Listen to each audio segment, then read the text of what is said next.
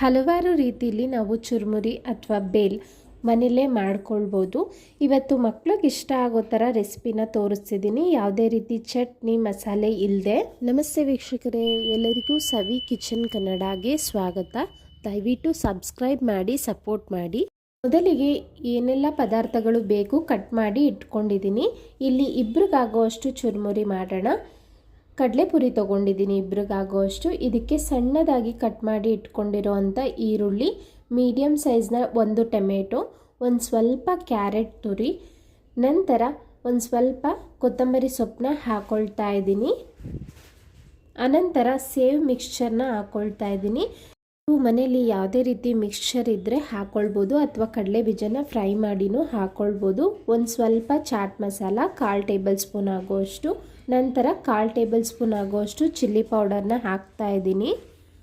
ನಂತರ ಇಲ್ಲಿ 1 ಸ್ಪೂನ್ ಆಗುವಷ್ಟು ಟೊಮೆಟೊ ಕೆಚಪ್ನ ಹಾಕ್ತಾ ಇದ್ದೀನಿ. ಮಕ್ಕಳಿಗೆಲ್ಲ ಈ ಫ್ಲೇವರ್ ತುಂಬಾ ಇಷ್ಟ ಆಗುತ್ತೆ ಅಂತ ಹೇಳ್ಬೋದು. ಸ್ವಲ್ಪ ಸ್ವೀಟ್ ಖಾರ ತುಂಬ ಚೆನ್ನಾಗಿರುತ್ತೆ ಕೆಚಪ್ ಹಾಕೋದ್ರಿಂದ.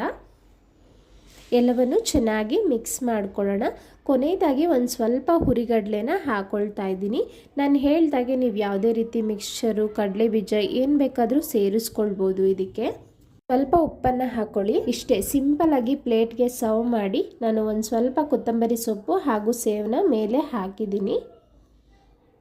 ತುಂಬಾ ಚೆನ್ನಾಗಿ ಬಂದಿತ್ತು. ಎಷ್ಟು ಸಿಂಪಲ್ ಅಲ್ವಾ? ಖಂಡಿತ ನೀವು ಟ್ರೈ ಮಾಡಿ. ನಮ್ಮ ಇವತ್ತಿನ ರೆಸಿಪಿ ಇಷ್ಟ ಆಯಿತು ಅಂದ್ಕೊಳ್ತೀನಿ. ಪ್ಲೀಸ್ ಯಾರೆಲ್ಲ ಸಬ್ಸ್ಕ್ರೈಬ್ ಆಗಿಲ್ಲ ಇಲ್ಲೇ ಹೋಗಿ ಸಬ್ಸ್ಕ್ರೈಬ್ ಮಾಡಿ. Thank you for watching.